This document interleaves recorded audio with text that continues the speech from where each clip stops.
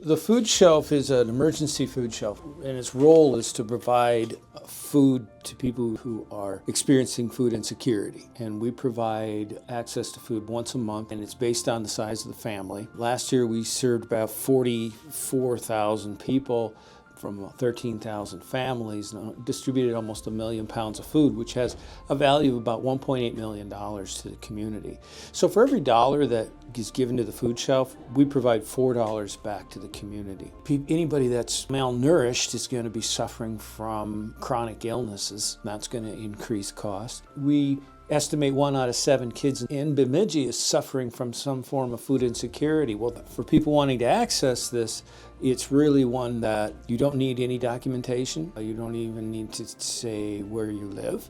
It is income-based, but at this point it's 300% of the poverty line, so quite a few people qualify. So that's usually not a barrier. When people come here, they get to select their food based on family size. We also have about a 5-acre garden or farm that we produce produce that we distribute in the food shelf in the fall during harvest. And we produce about 20,000 pounds a year of tomatoes, cucumbers, squash, peppers. We feel that it plays a pretty critical role both in the standpoint of sustainability, and we are producing some of our foods. One, in the state of Minnesota, when you show up at a food shelf, you're considered a resident. There's no restriction per se on going to another community's food shelf. What we have for where we find people that are coming would be Cass, Hubbard, Clearwater, Beltrami. Food shelf is open Monday, Wednesday, and Friday, 10 to 3. Check our website. We encourage people to come in and access food if they need it. When I think about food security, I think about if something were to happen in today's world and the grocery store shut down, how would I feel? I wouldn't feel panicked. I wouldn't feel worried because I grow my own food. I raise my own chickens. They lay eggs.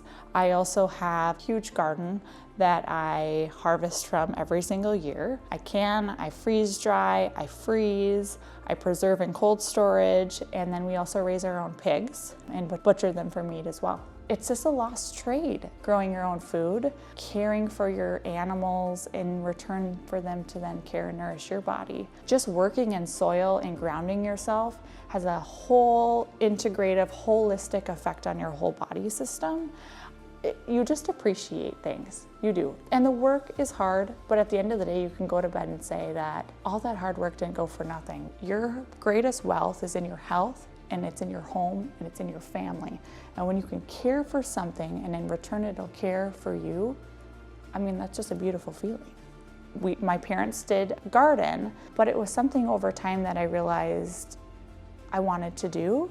And I'm finding that more families and more people are wanting to do that, they just don't know how to do it.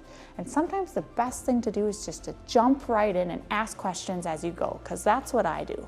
I ask anybody and everybody, what do you recommend? Have you done this before? And sometimes you just got to get in and figure it out as you go too. And sometimes that's the best way to learn. And so to make that change isn't always easy. And I always tell people, don't think that you're going to just start this huge farm and you're going to milk cows and you're going to raise chickens and butcher chickens and do all these things. Find those resources and then speak to your elders or get in touch with people that know that, because they are the ticket. Give yourself grace and just try it, one step at a time. When you are going to the farmer's market and getting something, 100% of what the money that's being exchanged, the farmer gets to keep. That goes into their growing. And for like us as a family, that means that I can provide for my own family. Getting to know your farmer directly and having a friendship with them. When you have that, they get to know what you need, you get to know what they can provide, and then you have more access to things that don't have to go through the transportation and the packaging. There's also farm stands that pop up around the area. You know where those are. Keep going back to those same people, and that just helps them build what they're doing.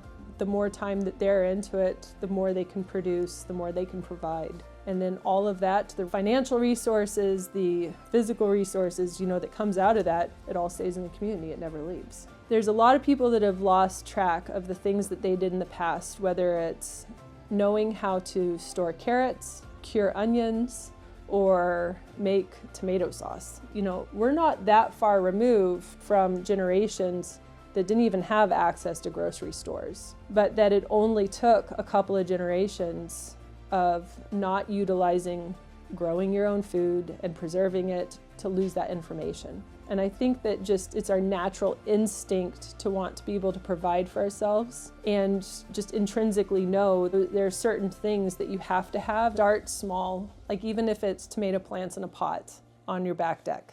That's a very doable thing. Just get garden books and start reading. Just one thing at a time, and when you get good at that, add something else. But also be open to challenging yourself for something that's a little different. When it's originating here, then we're not the end of the line, we're the beginning.